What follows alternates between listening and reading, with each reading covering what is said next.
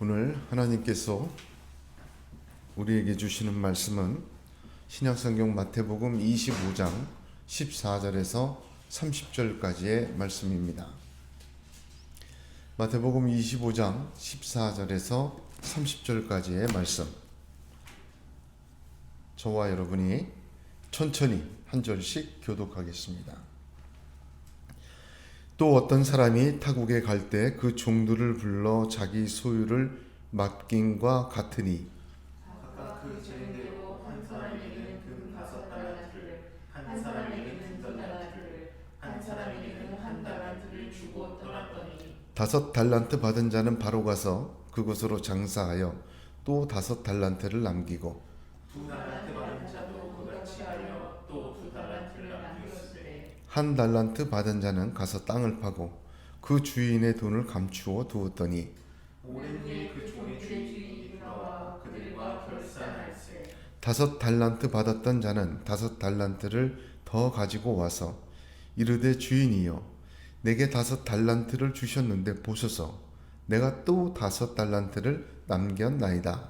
그 주인이 이르되 잘하였다. 착하고 충성된 종아, 내가 적은 일에 충성하였음에 내가 많은 것을 내게 맡기리니 내 주인의 즐거움에 참여할지어다 하고 2달란트 받았던 자도 와서 이르되 주인이여 내게 2달란트를 주셨는데 보소서 내가 또 2달란트를 남겼나이다.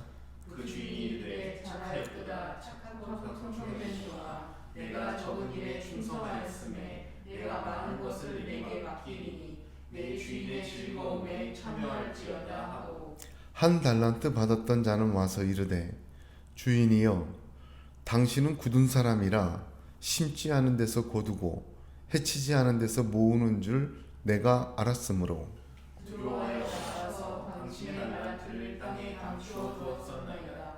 보소서 당신의 것을 가지셨나이다.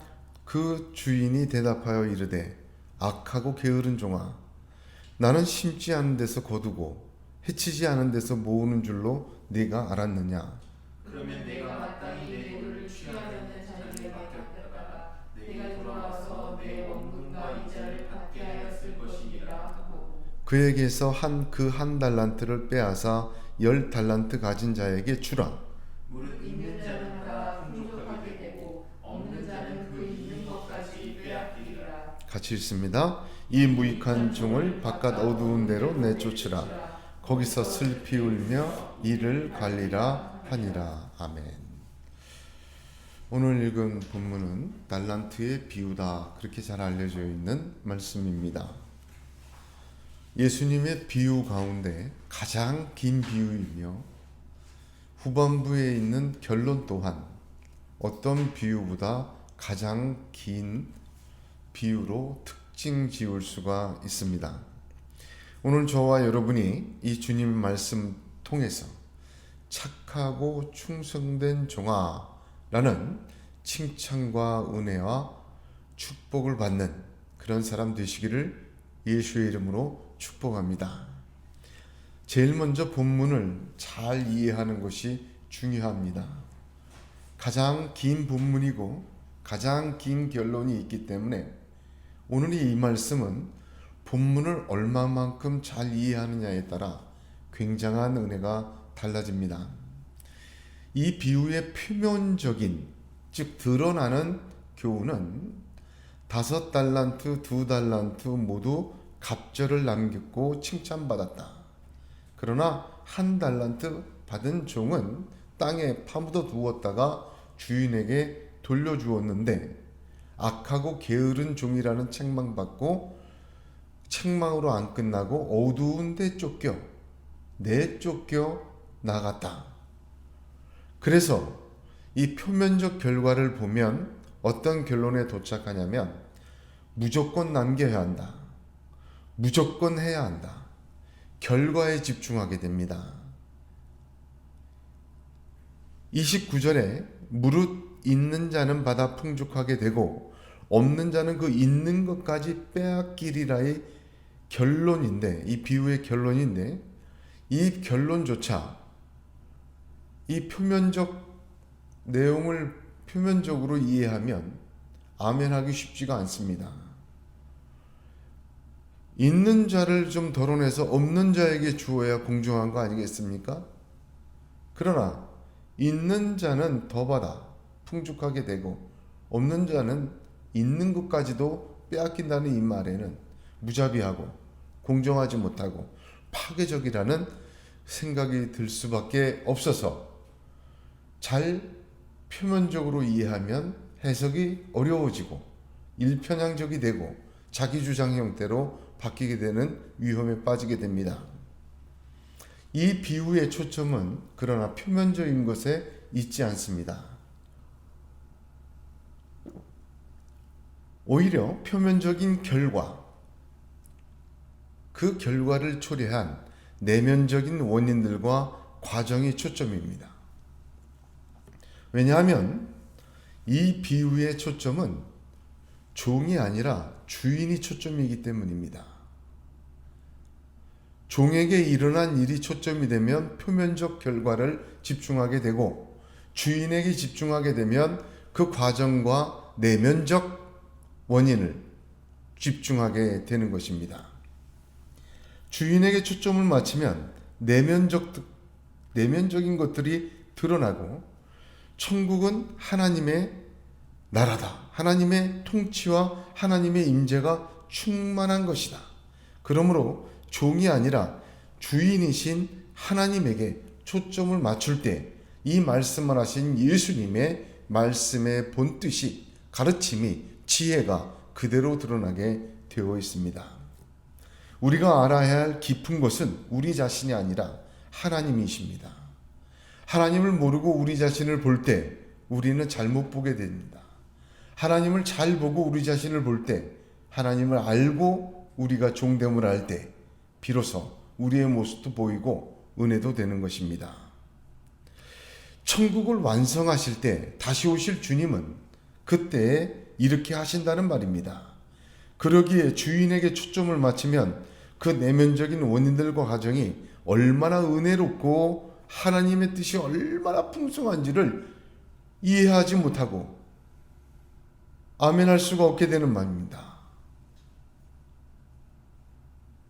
주인에게 초점을 맞추고 내면적인 것을 보게 되면 얼마나 감사하고 이 말씀들이 축복이고 은혜인지 깨닫게 되고 하나님 앞에 깊은 찬양을 드리게 되는 것입니다.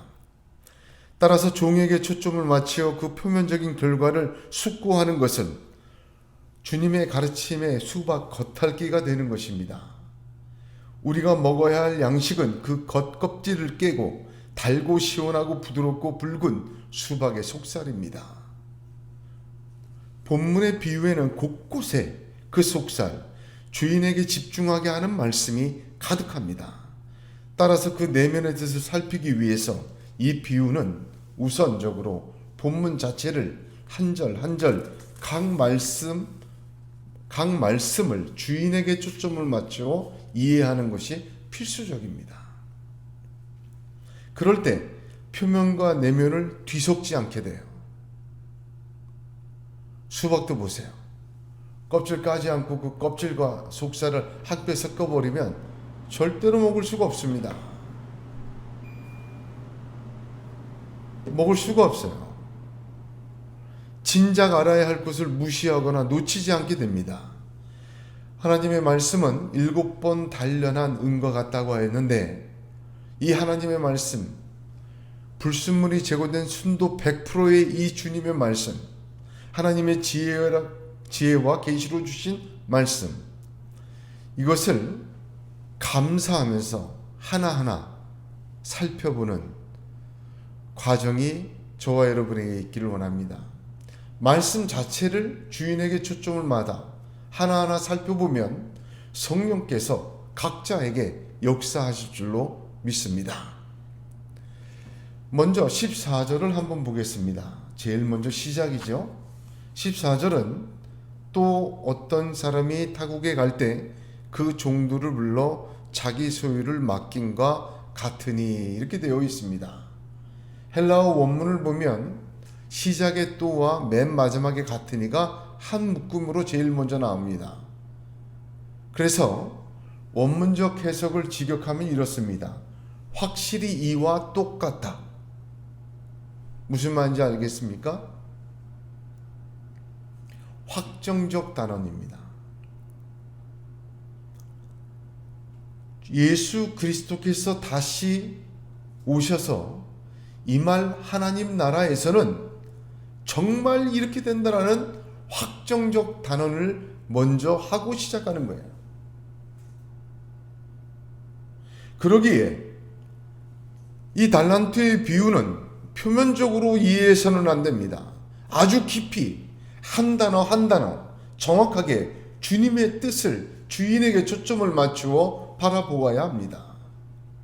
그러기에 오늘 저와 여러분은 이 말씀을 통해서 내가 누릴 은혜보다 주님이 뭘 말씀하고자 하는가에 대한 현미경을 가지고 접근해야 된다는 것입니다. 그럴 때 우리가 이 말 하나님 나라에 확정적으로 이렇게 이루어질 일에 대하여 성령께서 우리에게 감동 주실 줄로 믿습니다. 주인은 자기 소유를 따라 소유를 각각 재능에 따라, 재능이라는 것은 직역하면 뭐냐면 능력에 따라 그런 뜻입니다. 소유를 재능에 따라 종들에게 차등적으로 맡기고 어떻게 했습니까? 떠났습니다. 주인의 부재예요. 부재. 없는 거예요. 그게 이 비유의 핵심입니다. 누가복음 19장을 보면 이 달란트 비유와 한 쌍을 이루는 열 문화 비유라는 예수님의 비유가 나옵니다. 그 누가복음 19장 열 문화 비유를 말씀하시기 전에 예수님 성경은 왜 열 문화 비유를 얘기하시는지를 11절에 이렇게 설명합니다. 그들이 이 말씀을 듣고 있을 때에 비유를 더하여 말씀하시니 이는 자기가 예루살렘에 가까이 오셨고 그들은 하나님의 나라가 당장에 나타날 줄로 생각함이더라 이르시되 하고 열 문화 비유를 하세요. 두 가지입니다. 자기가 예루살렘에 가까이 오셨고 즉 십자가의 죽음이 임박했고, 두 번째 그들은 하나님의 나라가 당장에 나타날 줄로 생각함이라. 그들의 하나님 나라 도래에 대한 시간에 대한 문제예요. 왜 열문화 비유를 하셨습니까? 시간 문제예요. 나는 십자가의 죽음에 임박했어요. 주인이 떠나는 거예요. 이제 임박했어요. 그런데 나 없이 남겨질 이 제자들은 하나님 나라가 당장에 올 줄로 생각했어요. 그래서 어떻게 얘기합니까? 열문화를 얘기해요. 핵심은 뭐예요? 시간 문제예요. 달란트의 비유도 핵심은 시간 문제입니다. 14절에 보면 자기의 소유를 맡기고 떠났더니 15절에 보면 떠났다고 합니다. 그리고 나서 19절을 보세요. 성경 계속 볼 겁니다. 오늘 한 절 한 절 설명하기 때문에 19절 같이 읽습니다. 시작. 오랜 후에 그 종들의 주인이 돌아와. 여기까지. 떠나고 오랜 후라는 말씀이 나옵니다. 누가복음 19장 열문화의 비유에서는 돌아올 때까지 이렇게 얘기를 해요. 예수님이 십자가를 지시고 3일 만에 부활하시고 승천하시며 다시 오실 그날까지, 그 뜻입니다.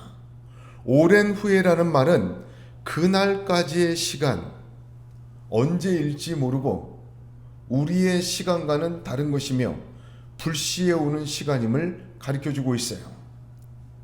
사실 이 두 비유의 가장 큰 조건은 오랜 후, 지금 주인이 자기의 소유를 나누어 주고 타국으로 떠나고 오랜 후에 오신다는 것, 이게 가장 큰 조건이에요.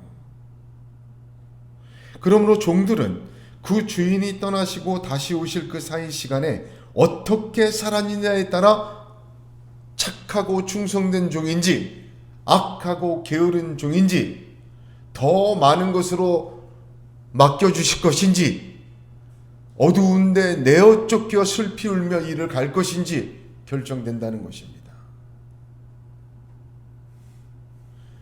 주님이 다시 오시기 전까지의 우리의 이 삶 얼마나 귀중한지 모릅니다.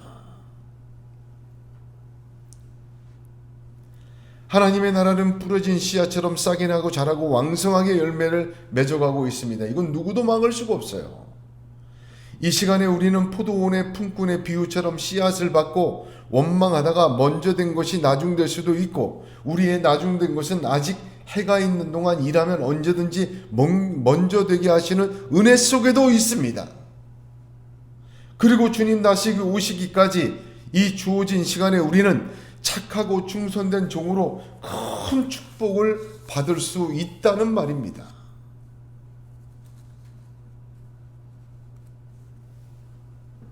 본문에 맡기다라는 단어가 2번 나와요. 처음에는 14절에 자기 소유를 맡김과 같으니 해서 한번 나오고, 두 번째는 23절 보세요. 그 주인이 이르되 잘하였도다 착하고 충성된 종아, 내가 적은 일에 충성하였음에 내가 많은 것을 내게 맡기리니 내 주인의 즐거움에 참여할지어다. 첫 번째 맡기는 것은 주인이 타국을 가기 위하여 자기의 소유를 맡기는 것입니다.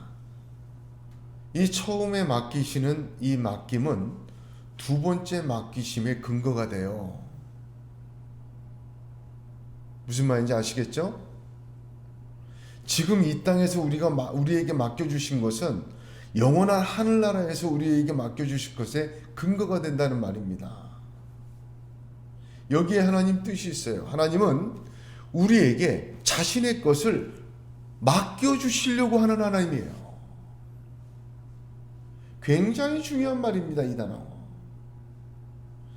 하나님은 하늘나라의 보화를 우리에게 맡겨주시기를 원해요. 우리 성도들을 통해서 맡기셔서 그 보화가 남겨지고 이루어지고 왕성해지길 원합니다. 그 성도들이 모인 교회를 통해서 하나님은 만물 안에서 만물을 교회를 통해 하나님의 보화로 가득 충만하게 되기를 원하세요. 주님 다시 오시기 전까지 하나님의 나라는 하나님에 의해 그의 성도들과 그 성도들의 모임인 교회를 통하여 왕성하게 맡겨주셔서 이루어지기를 원하시는 하나님이십니다. 할렐루야. 우리는 맡은 자라는 사실을 잊지 말아야 돼요. 이게 제일 먼저예요. 아, 나는 맡은 자구나. 이걸 잊어서는 안 돼요. 씨앗도 품어야 되고, 그죠? 그래 반드시 자라죠.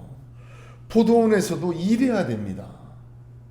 하나님은 우리에게 하늘의 보화를 맡겨주신 거예요. 우리 맡은 자들이에요.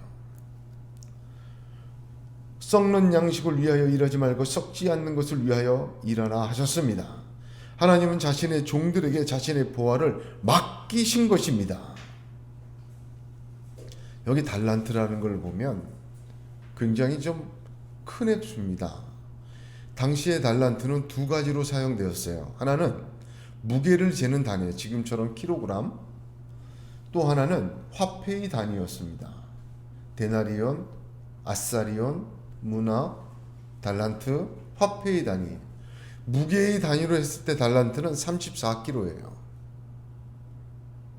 화폐의 단위로 했을 때 달란트는 6,000 데나리온입니다. 노동자와 군인의 하루 품삯이 한 데나리온이었어요. 그렇죠? 지난주에 나눈 것처럼 6,000 데나리온이면 20년을 일해야 버는 돈이 한 달란트입니다. 여러분 요즘 금값이 얼마인지 모르겠습니다만 금 34kg면 1kg짜리 골드바가 34개예요. 한 달란트가 이게 어마어마한 겁니다. 이게 화폐를 말하는 건지 무게를 말하는 건지는 불분명하지만 어쨌든 무엇을 말하든 엄청나게 큰 액수라는 사실은 부인할 수가 없어요. 이 엄청나게 큰 액수, 왜 달란트라고 하셨을까? 하나님이 주시는, 맡기시는 것은 어마어마하게, 다시 말하면 인생이 노력하고 정당한 노동으로 벌 수 있고 쌓을 수 있는 그 정도의 것 아니에요. 그러니까 무슨 말이냐? 왜 달란트를 꼭 꼬집었냐? 사람이 가질 수 없는 것이에요. 이거 보화는 하나님이 주셔야만 받을 수 있는 것. 하늘나라의 보화는 아주 작은 것도 그래요. 우리에게 주시는 매주의 은혜, 기도의 은혜, 말씀의 은혜, 하나님 주신 축복의 은혜, 참 응답의 은혜, 이건요, 이 세상에 우리의 재화로는 어떤 것도 이뤄낼 수 없는, 무게를 달 수 없는, 가치를 매길 수 없는 귀중한 보화라는 의미입니다. 세상이 줄 수도 없고 종으로서는 절대로 가질 수 없는 보화, 환산될 수도 없고 무게를 잴 수도 없는 이 세상의 기준으로는 하나님의 것, 그것을 하나님은 우리에게 각자에게 맡기십니다. 할렐루야. 우리 맡은 자들이에요. 두 번째 맡기셨다는 말은 23절에서 읽었죠. 내가 많은 것을 네게 맡기리니. 14절에 자기 소유를 맡긴 것과 23절에 많은 것을 내게 맡기리니 하고, 이 맡기다라는 단어는 다른 단어를 사용합니다. 14절에서는 파라도켄, 23절에서는 카타스테소라는 단어를 써요. 왜 구분해서 썼는가? 자기 소유를 맡기다 하는 것은 말 그대로 맡기는 거예요. 그냥 임시로, 네 거 아니야, 내 거야, 맡겨놓는 거예요. 근데 여기 23절에 많은 것으로 내게 맡긴다 할 때 이 맡긴다는 단어 카타스테소는 위임하다는 뜻이에요. 어떻게? 너에게 완전히 양도하는 거예요. 처음에 맡겨주신 것은 회개합니다. 계산합니다. 그러나 그 결과에 따라 다시 맡겨주신 하늘의 것은 어떻게 해요? 완전히 위임시켜 주시. 계산하는 거 없어요. 처음 이 땅에서 맡겨주신 이 세상의 어떤 보화로도 어떤 무게로도 잴 수 없는 그 놀라운 보화를 적은 것이라고 얘기했어요. 언제? 착하고 충성된 줄 알아. 내게 많은 것으로, 적은 것에 충성하였으니 많은 것으로 내게 맡길 위임하고 너에게 주겠다라. 얼마나 놀라운 축복인지 몰라요. 우리 14절에 그렇게 처음 시작했죠. 확정적으로 천국은 이렇다. 그러고 시작한다고 했죠. 하나님 지금 여기에서 우리에게 주신 놀라운 보화들이 얼마나 귀한지 몰라요. 그 놀라운 보화들은 적은 거예요. 적더라도 이 세상 것으로는 살 수가 없어요. 하늘에서는 완전히 위임해서 맡겨주시는데 그거와 비교할 수 없는 많은 것으로 우리에게 위임하세요. 그러니까 이 땅에서 우리에게 맡겨주신 자라는 것을 깨닫고 여기서 우리에게 맡겨주신 것에 충성할 때 하나님 다시 오실 때는 여기 것과는 상상할 수 없는 많은 것으로 우리에게 계산 없는 위임, 완전한 것으로 부어주신다. 그 말씀입니다. 할렐루야. 이게 하나님의 뜻이에요. 이게 천국이라는 거예요. 16절을 한번 보겠습니다. 16절을 보면 5달란트 받은 자는 바로 가서 그것으로 장사하여 또 5달란트를 남겼다 기록합니다. 여기서 주목해야 될 단어가 바로 가서입니다. 바로 갔다. 이게 굉장히 중요한 내용이에요. 이 달란트 비유 신약에서 제일 길다고 했죠. 예수님의 비유 중에 결론도 제일 길고, 그런데 그 속에 숨은 단어 하나, 대비 하나가 그 뜻을 다 나타내주고 있어요. 다른 거 필요 없습니다. 본문을 깊이 봐야 돼요. 5달란트와 2달란트 받은 자는 갑절을 남겼는데 그들이 한 것은 바로 갔어요. 이거 하나 차이예요. 주인이 떠나자마자 지체 없이라는 것을 강조한 의미예요. 전혀 다른 생각하지 않았습니다. 맡은 것을 인간적으로 망설이고 추론하고 하지 않았습니다. 미루지도 않았어요. 한마디로 하나님 주신 부하는 내 손으로 만지작하면 안 돼요. 이리 굴리고 저리 굴리고 만지작하면 안 돼요. 여러분, 순종은 어떻게 하는 거예요? 내 손으로 만지작하면 안 돼요. 순종은요, 주신 그대로 하는 거예요. 하나님께서 주신 부하, 다시 오시기 전에 내게 맡겨주신 곳이라고 고백하면 그건 내 것은 아닙니다. 어떻게 보면 적어 보이지만 인간의 것으로는 가늠할 수 없는 것이에요. 그것이 그 자체의 마음이 쏟아지고 내가 내 손으로 만지작거리기 시작하면 어리석은 것입니다. 주인의 뜻대로 그냥 바로 가세요.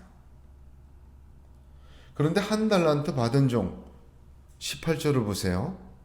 한 달란트 받은 자는 가서 땅을 파고 그 주인의 돈을 감추어 두었다. 바로 갔다는 말이 없어요. 바로라는 말이 없어요. 그냥 가서라고 얘기됩니다. 근데 놀랍게도 예수님이 이 비유를 하실 때 이 5달란트, 2달란트 받은 자와 1달란트 받은 자의 간다는 동사도 다른 단어를 쓰셨어요. 5달란트와 2달란트 받은 자가 간다라는 동사는 포류데이스예요. 그 말은 자기의 길을 가다, 출발하다라는 단순한 뜻이에요. 그러니까 종으로서, 맡은 자로서 받자마자 자기의 길을 간 거예요. 순종한 거예요. 그걸 강조한 거예요. 그러나 여기 1달란트 받은 자의 간다는 아펠돈이라는 단어를 썼어요. 이 아펠돈이라는 단어는 등을 돌리다, 그런 뜻이에요. 어떤 사람으로부터 떠나버린 거예요. 그래서 이 같은 단어가 마태복음 22장 22절에 그들이 이 말씀을 듣고 놀랍게 여겨 예수를 떠나가니라 할 때 똑같은 단어예요.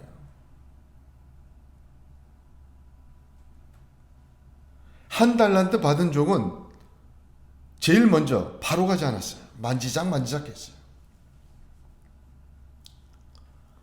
그는 5과 2달란트보다는 작지만 절대적으로는 종으로서는 평생 동안, 아니 죽었다 깨어나도 만져볼 수 없는 돈 금 1달란트를 받은 자였어요.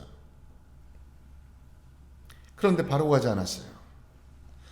그 두 사람이 바로 그 말씀대로 순종하고 가는 것을 보면서도 가질 않았어요. 25절을 한번 보십시오. 바로 가지 않은 이유가 나와 있습니다. 25절에 보면 두려워하여 나아갔다는 말 전에 두려워했다는 말이 있어요. 이 종이 자기 입으로 한 말입니다.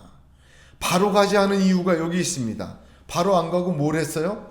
만지작거린 거예요. 주인의 뜻대로 바로 가지 않았어요. 자기 속에서 만지작하다 보니까 두려워진 거예요. 불순종하게 되면요, 두려워집니다. 하나님의 보화를, 은혜를 사람의 생각으로 만지작하다 보면 두려워져요. 그리고 잘못된 선택하게 됩니다. 왜 순종을 바로 하라고 해요? 왜 순종은 바로 즉시 그 말씀대로 하라고 합니까? 하나님의 뜻은요, 우리가 받았을 때 만지작 하면요, 이게 두려워져요. 헷갈려져요. 그러다가 영원히 잘못된 선택을 하게 됩니다. 여러분, 순종할 때는 여러 생각하지 마세요. 세상 말로 그냥 무식하게 하세요.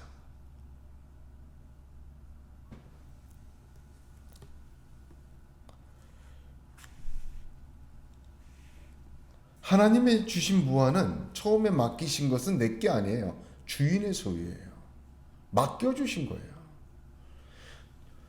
그 적지만 그 맡겨주신 것에 대하여 하나님 앞에 만지작거리지 말고 두려워하여 나가지 않도록 바로 순종해야 돼요. 여러분 생각해 보세요. 내 것도 아닌데 남이 나한테 금으로 그렇죠? 170kg을 맡겼다고 생각. 잠이나 오겠습니까 그거? 없어지면 내가 변상을 해내야 되는데 만지작거리면.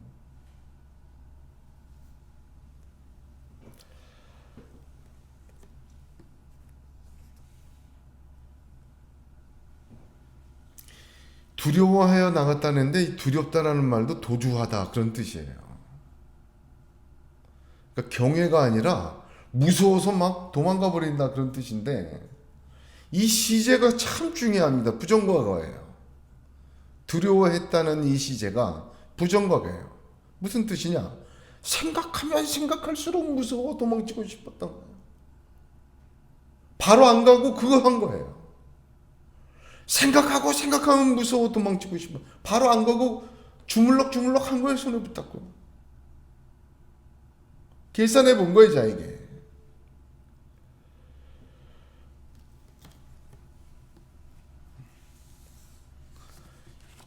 주인은 다시 돌아와 계산합니다. 회개합니다. 19절 보세요. 오랜 후에 그 종들이 주인이 돌아와 그들과 결산할세. 여러분 주님 다시 만났을 때 반드시 결산이 있습니다. 이게 얼마나 감사한지 몰라요. 또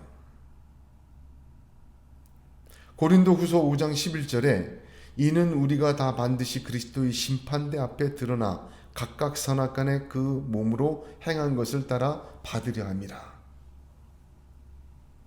뭐 책망하고 내쫓으려고 하시는 게 아니라 하나님이 이 땅에서 섬긴 것과 맡기신 것에 대한 충성을 보고 축복해 주시려고 기록해 놓으신 거예요. 계시록 2장 23절에 사람의 뜻과 마음을 살피는 자인 줄 알지라 내가 너희 각 사람의 행위대로 갚아주리라 하셨어요. 여러분 우리가 이 땅에서 맡겨주신 것 수고하고 애쓰고 변치 않고 충성한 것 하나님이 홀이라도 기억하십니다. 할렐루야. 잊지 않으십니다. 소자에게 냉수 한 그릇 준 것조차 잊지 않으신다고 하는 하나님이세요. 하나님은 반드시 우리의 선악간에 판단하시고 갚아주십니다. 주님이 다시 오시는 그때 하늘나라에서는 계산이 있습니다. 주님이 다시 오시기 전까지 행하신 것을 계산하는 것입니다. 그런데 여기 아주 중요한 단어가 하나 붙어 있어요. 19절에 19절 보세요. 오랜 후에 종들이 주인이 돌아와 뭐가 있어요? 그들과 결산할세. 여러분 이걸 보면 그들과라는 말은 옛날 성경에는 그들과 함께라고 되어 있어요. 영어 성경도 with라고 되어 있죠. 그러니까 이걸 한번 상상해 보세요. 주인이 돌아왔어요. 자, 내가 나눠준 것 다 갖고 와봐. 해놓고 이제 물러가라 너네들 하고 자기가 확인하고 혼자 계산한 게 아니에요. 어떻게 계산하셨어요? 함께 계산하셨어요. 이게 놀라운 사실입니다. 어떻게 주인이 말이죠. 종과 함께 계산할 수 있겠습니까? 종은 종인데 그냥 내 건데.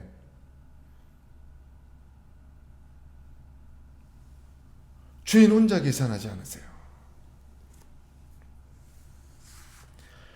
혼자 계산하고 한 달란트를 숨겨둔 자의 말도 들어보지 않고 내어 쫓았다면 그 주인은 자신의 소유와 물질에만 관심이 있는 자였습니다.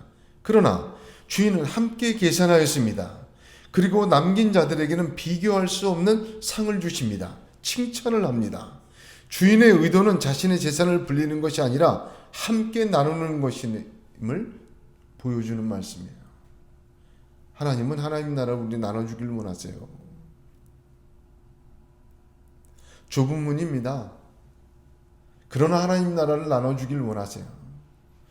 그래서 누가복음에 구하는 자를 하나님 나라를 구하는 자에게 주시기를 기뻐하셨다 하시지 않았습니까? 더 나아가 나눠줄 뿐만 아니라 놀라운 말씀까지 합니다. 주인의 즐거움에 참여할지어다. 할렐루야. 이것이 주인의 목적이에요. 자신의 나라를 나누어 주고 자신의 재산을 나누어 주고 자신의 기쁨에 참여시키게 하려고 하는 것이 주인의 목적이에요. 내어 쫓고 슬피 울며 이를 갈게 하는 것이 주인의 목적이 아닙니다. 히브리서 12장 2절 3절을 보겠습니다. 믿음의 주여 또 온전케 하시는 이인 예수를 바라보자. 저는 그 앞에 있는 즐거움을 위하여 십자가를 참으사 부끄러움을 개의치 아니하시더니 하나님 보좌 우편에 앉으셨느니라. 너희가 피곤하여 낙심치 않기 위하여 죄인들의 이같이 자기에게 거역한 일을 참으신 자를 생각하라 하였습니다. 주님이 십자가를 참으신 그 즐거움, 거기를 참여하래요. 우리 십자가도 안 졌는데. 종들에게는 상상할 수 없는 거예요. 한 번도 경험해 보지 못한 놀라운 주님의 영광에 참여하는 거예요. 함께 계산하셨다. 거기에 목적이 들어있어요. 자신의 것을 나누어 주고 자신의 기쁨에 참여시키려고 하는 놀라운 하나님의 축복의 계획이 들어있다는 말입니다. 또 한 가지 함께라는 것에 깊은 의미가 있어요. 자, 주인이 보좌에 앉아가지고 한 명씩 들어와. 5달란트 받은 자 들어와. 5달란트 5 남겼니? 잘했다. 착하고 충성된 종아. 내가 너에게 더 큰 것을 위임하고 이제 마음껏 나와 같이 즐기자. 2번째 들어와. 그렇게 안 하셨다는 거예요. 한 자리에 모아놓고 하셨어요. 순서를 잘 보세요. 5부터 2, 1달란트로 내려왔어요. 그러면 1달란트 받은 자는 앞에 5달란트와 2달란트 받은 자들이 5달란트 남기고 2달란트 남긴 것을 칭찬받는 것을 봤어요, 못 봤어요? 보고 있었어요. 2번이나. 이 2번이라는 것은 반복해서 아주 강조적으로 뭐 몰랐다 얘기할 수 없게 그런 뜻이에요. 그걸 보고 있으면서도 뭐라고 얘기합니까? 저 같으면 주인이요, 잘못했습니다. 저는 땅에 묻어뒀어요. 죄송합니다. 저를 좀 긍휼히 여겨주셔서 저도 그 은혜에 좀 들어갈 수 있도록 하나님 주인이요, 긍휼을 좀 베풀어 주시면 좋겠어요. 뭐 좀 이렇게라도 나와야 되는 거 아닙니까? 그런데 이 1달란트 받은 사람 보세요. 당신의 것을 가지셨나이다. 잘못한 게 없다는 거예요. 무례하고 도발적이고 자신의 신분을 망각하고 자기가 갖고 있던 생각과 자신의 행동에 절대 반성하지 않습니다. 네 것을 네가 가졌으니 너는 손해가 아니다. 이게 내 거냐? 네 거지? 하나 받았으면 그만이지. 여러분, 근데 다음 주에 나누겠지만 대단히 많은 사람이 이 생각을 갖고 있습니다. 수많은 사람이 이러한 태도를 가지고 있다는 사실입니다. 놀랍습니다. 주님은 최후의 만찬에서 자기의 팔자를 이 가운데 있다고 얘기하셨어요. 지목하지 않으셨어요.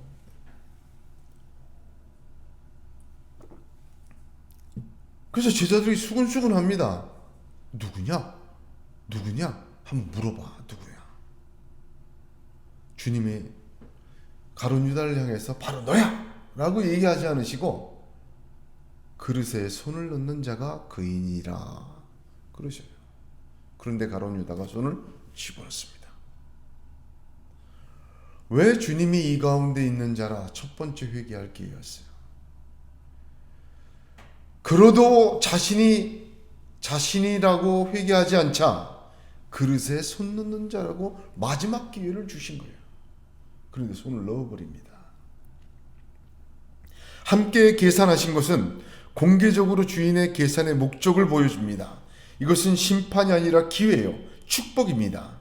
최후의 순간에도 회개와 자비를 구할 수 있는 기회를 주신 거예요. 보고 깨달으라 좀. 지금이라도 잘못했다, 미안하다, 어떻게 하면 좋으냐, 용서해달라, 그걸 원한 거예요. 주인이 이렇게 후한 주인이 내어 쫓고 슬피 울며 이를 갈게 만들 그럴 사람이 아니잖아요. 그러려고 한 것도 아니고. 예수님 십자가에 두 강도가 함께 달렸습니다. 평생 한 것이라고는 살인과 강도짓밖에 없었어요. 죽어 마땅한 자예요. 그것도 흉악범이에요. 한 강도는 욕하면서 그냥 죽었지만, 한 강도는 우리는 우리의 죄 때문에 죽지만 당신은 죄가 없다. 당신의 나라에 갈 때 우리를 기억해달라. 구원받았어요. 최후의 기회를 그는 얻었습니다. 하나님은 최후의 시간에도, 계산하는 그 시간에서도, 심판대의 시간에서도 함께 하십니다. 할렐루야.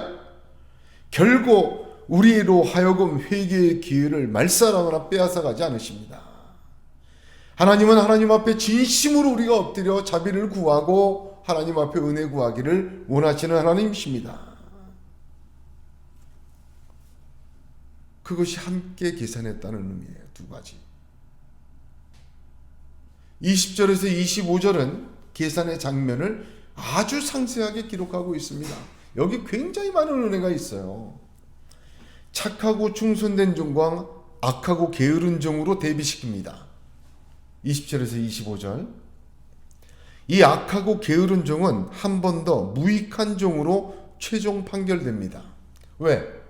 악하고 게으른데 회개조차 안 하면 무익하게 돼요. 쓸모없어져요. 무슨 말인지 아십니까? 악하고 게으른데 회개하지 않고 끝까지 고집 피우면 무익하게 판결 내려요. 무익하다는 거야. 아무짝에 쓸모없다는 거야, 이거. 교만하고 악한데요, 회개까지 안 해. 제가 교만하고 악한 사람 많이 봤어요. 목사들 중에도 많아요, 사실. 저도 그렇죠. 조금만 교만해지고 어떻게 좀 악해지고 말이죠. 그런데요, 베드로도 교만하고 악했어요. 가룟 유다도 교만하고 악했어요. 차이점은 가룟 유다는 회개 안 했어요. 목매달아 죽어버렸어요. 베드로는 3번 부인하고도 회개했어요. 그 차이예요.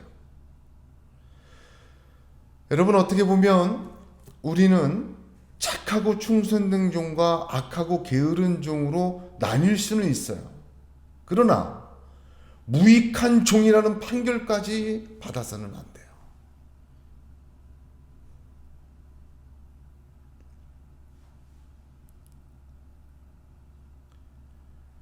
여기 장사에 따르죠.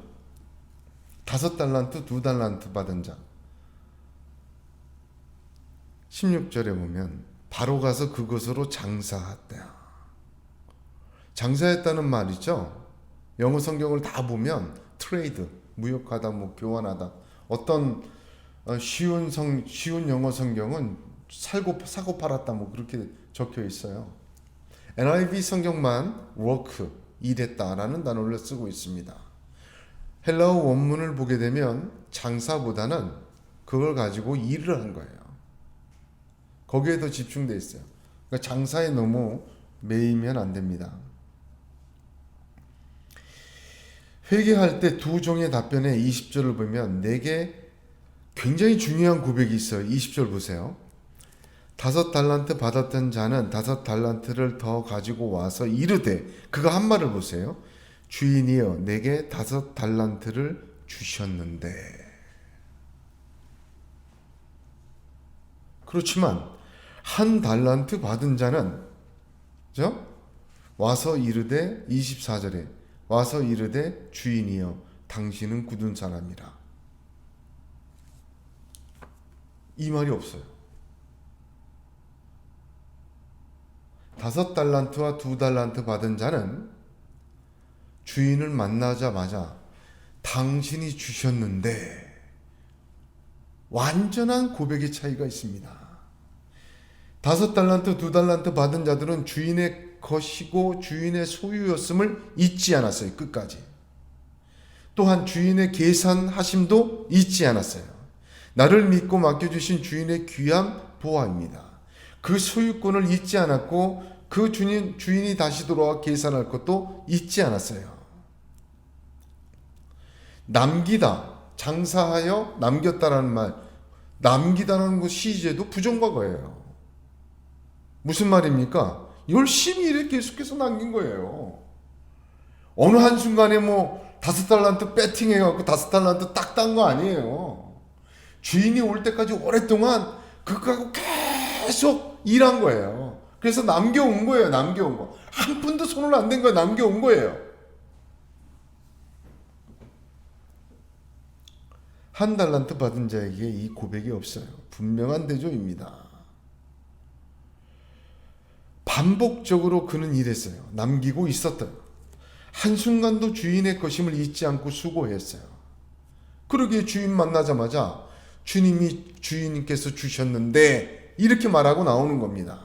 그러나 한 달란트 받은 자는 다른 것입니다. 주인의 것임을 알고는 있지만 그러나 자기의 책임을 면한 데에 집중했어요. 그가 감춘 것에 대하여 주인은 차라리 취리하는 자들에게나 맡겼을 것이라고 말합니다. 무슨 뜻이에요? 하나님의 것을 받아놓고는 자기도 일하지 않고 남도 일할 수 없도록 묻어버린 거예요. 여기 묻다 이거 굉장한 의미가 있습니다. 다음 주에 나눌 건데 자기도 안 하고 남도 못하도록 막아버린 거예요. 한마디로 깔고 앉아 버틴 것입니다.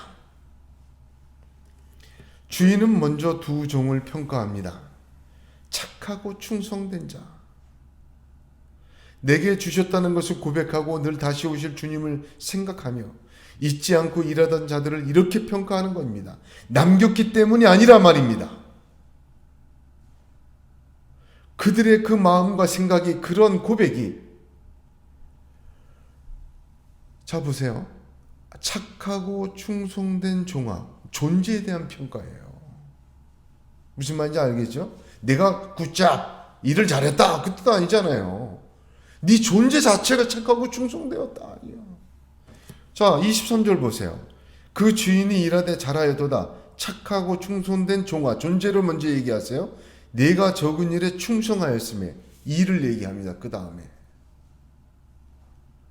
그 존재 자체를 평가하는 거예요. 그걸 원하시는 거예요. 누가복음 6장 45절에 선한 사람은 마음에 쌓은 선에서 선을 내고 악한 자는 그 쌓은 악에서 악을 내나니 이는 마음에 가득한 것을 입으로 말함이라 하였습니다. 존재 자체가 착하고 충성돼서 그들에게 나오는 것은 충성밖에 없어요. 그러나 악하고 게으른 종은 그 존재가 악하고 게으른 것, 그 사람 자체가 자기도 못하고 남도 못하도록 막아버린 거예요. 경홀히 여긴 겁니다. 땅에 묻어버렸어요. 주인의 것이라는 생각조차 잊어먹었어요. 오히려 짐으로 여겼습니다. 내 것도 아닌데 왜 내가 남겨야 하는가 지속적으로 생각하고 묻어둔 것입니다. 그는 악하고 게으른 존재예요. 그러기에 그에게 충성은 없습니다. 오직 주인에게 무익한 존재예요. 그 오랜 시간 동안 전혀 변화가 없었어요. 5달란트, 2달란트 자가 계속해서 남기는 것을 눈으로 보고도 전혀 변화가 없습니다. 끝까지 묻어드리고 뭐 했을까요?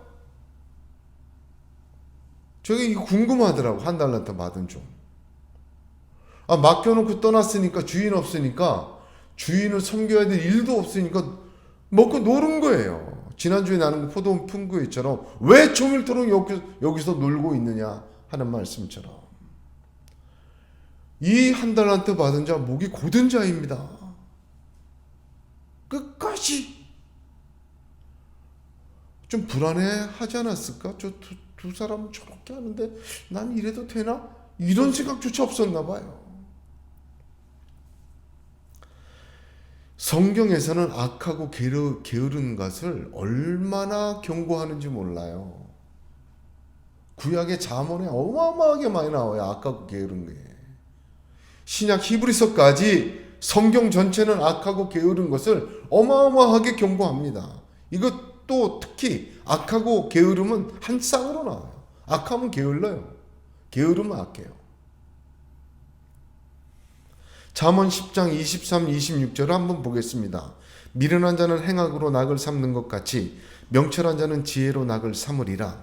악인에게는 그의 두려워하는 것이 임하거니와 의인은 그 원하는 것이 이루어지느니라. 회리바람이 지나가면 악인은 없어져도 의인은 영원한 기초 같으니라. 게으른 자는 그 부리는 사람에게 마치 이의 초 같고 눈에 연기 같으니라 하였습니다. 묻어둔 죄밖에 없습니다. 당신 것을 가지셨나이다. 아닙니다. 성경은 경고합니다.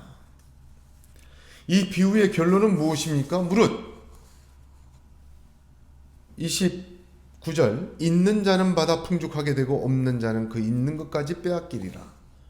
이 결론은요, 여기에만 남은 결론이 아니잖아요. 씨 뿌리는 자에도 나와 있어요. 무릇 있는 자는 받아 풍족하게 되고 없는 자는 그 있는 것까지 빼앗기리라. 이게 불공정한 것입니까? 땅에 묻어두었던 자와 주인이 올 때까지 일했던 자가 같은 나눔으로 가져야 되는 것이 불공정한 겁니다. 또 어두운 데서 내어 쫓겨 슬피 울며 이를 갈리라 하신 것도 여러 번 말씀하신 거예요. 어두운 데라는 것은 빛의 영역 바깥입니다.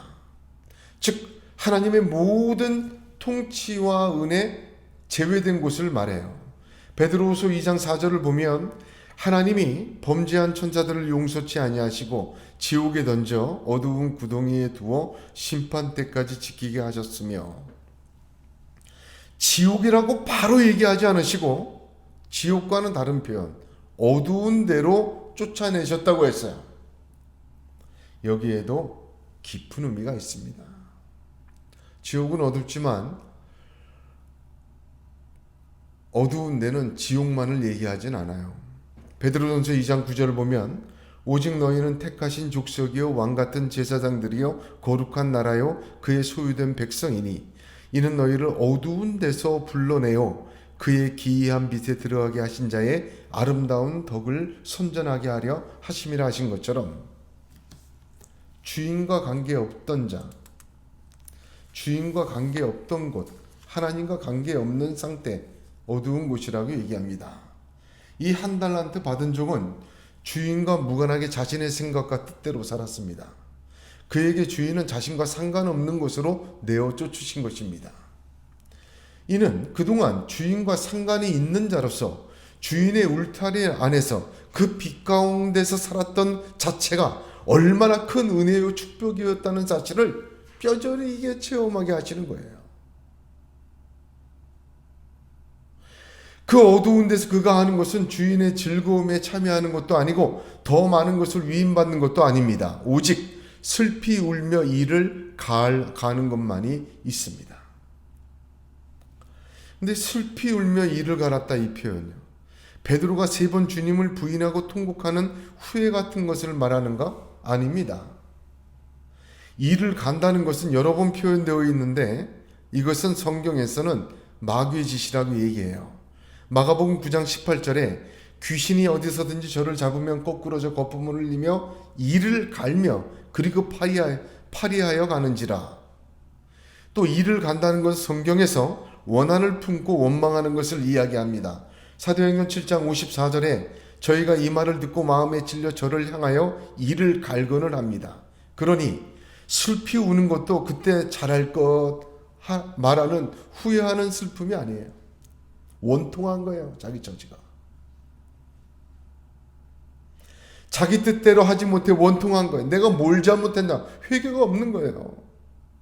어두운 데 나가보니 후회하는 것이 아니라 더욱 원통하고 더욱 불평하고 아주 이를 갈고 자신의 뜻이 이루어지지 않는 것이 그만 견디지 못할 슬픔이 되는 거예요.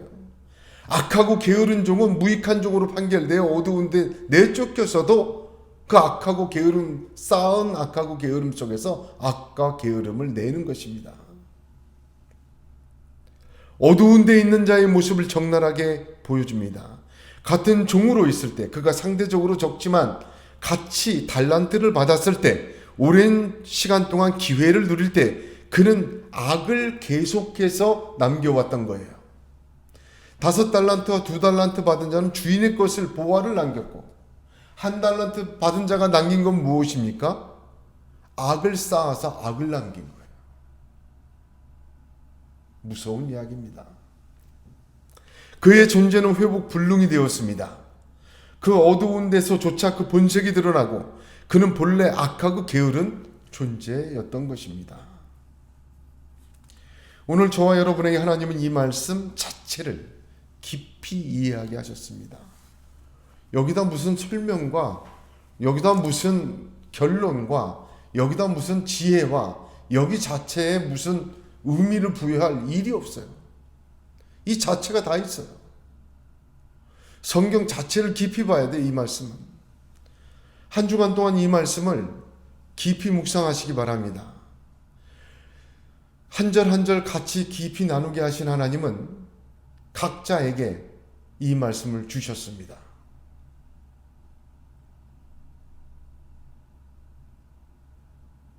확실한 천국의 말씀을 달란트를 주듯이 한 주간 저와 여러분에게 맡겨주신 거예요. 그래서 어떠한 해석과 결론과 적용도 피하고 말씀 자체를 잘 이해할 수 있도록 설명해 주신 거예요. 이 한 주간 이 말씀 가지고 주인의 것을 가지고 이 보화를 가지고 남겨가시고 착하고 충성된 주가 내가 적은 일에 충성하였으니 내가 많은 것으로 내게 맡겨주겠노라 하는 음성을 주님으로부터 들으시기를 간절히 축원합니다. 그렇게 되는 저와 여러분이 되시기를 예수의 이름으로 축복합니다. 기도하겠습니다. 거룩하신 하나님,